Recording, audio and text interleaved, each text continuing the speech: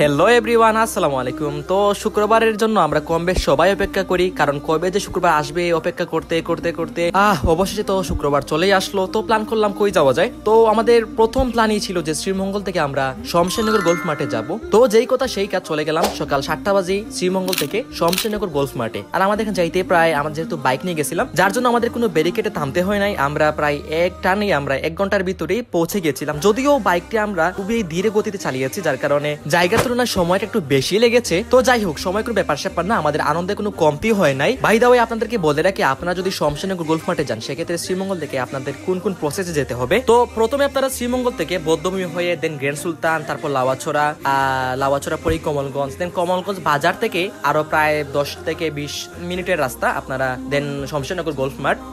এক কথায় শ্রীমঙ্গল থেকে শমশেরনগর গল্ফ মাঠ প্রায় 23 কিলোমিটার থেকে 25 কিলোমিটার ভিতরেই আছে। আর আপনারা যদি শ্রীমঙ্গল থেকে বাইকে না গিয়ে আপনারা মনে করেন জিপ অথবা সিএনজি তে যান, সেক্ষেত্রে আপনার স্টেশন রোডে গেলেই আপনার সেখানের মধ্যে ভরপুর সিএনজি এমনকি জিপ পেয়ে যাবেন। তবে আমি আপনাদেরকে বলে রাখি, শ্রীমঙ্গলের মধ্যে যে জিপ আছে সেটাকে কিন্তু অনেকে চাঁদের গাড়ি নামেও চিনে। তাই আপনারা যদি চাঁদের গাড়িকে বুকিং করতে চান, সেক্ষেত্রে আপনারা স্টেশন রোড আসবেন, সেখানের মধ্যে দাম দর করে ভালো দেখে আপনারা গাড়ি রিজার্ভ করতে পারবেন। তো এবার বাজেটের ভিতরে আসি। যেহেতু আমরা বাইক নিয়ে গিয়েছিলাম, যার কারণে শুধুমাত্র আমাদের বাইকের তেলটাই লেগেছে। আর আমাদের তেলের ব্যাপারে বলতে গেলে, আমাদের 200 টাকা তেল দিয়ে আমরা আপ ডাউন করে ফেলেছি।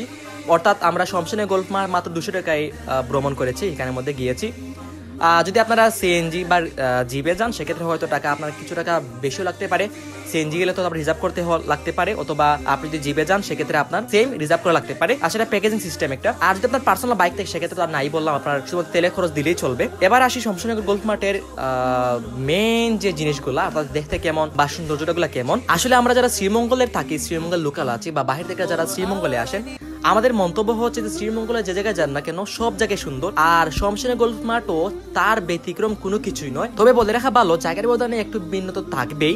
তার মধ্যে শমশেরনগরও ব্যতিক্রম কিছু না। শমশেরনগর আপনারা যখন ঢুকার পরে আপনার মনে হবে যেটা হচ্ছে বাইরের কান্ট্রি, তথা শ্রীমঙ্গলের ভিতরে না, সেটা হচ্ছে সুইজারল্যান্ডের মতো একটা জায়গা। খুবই খুবই চমৎকার। আপনারা হয়তো সেখানে না গেলে বুঝতে পারবেন না, সবকিছু ক্যামেরাতে দেখানো সম্ভব হয় না। তো যাই হোক, আমি একদম হাঁপিয়ে গিয়েছি, কারণ এইরকম বয়স খুব কম সময় দেওয়া হয়। আর যাই হোক, সবকিছু বলে ফেললাম। এবার আপনারা আসুন, ঘুরে যান শ্রীমঙ্গল।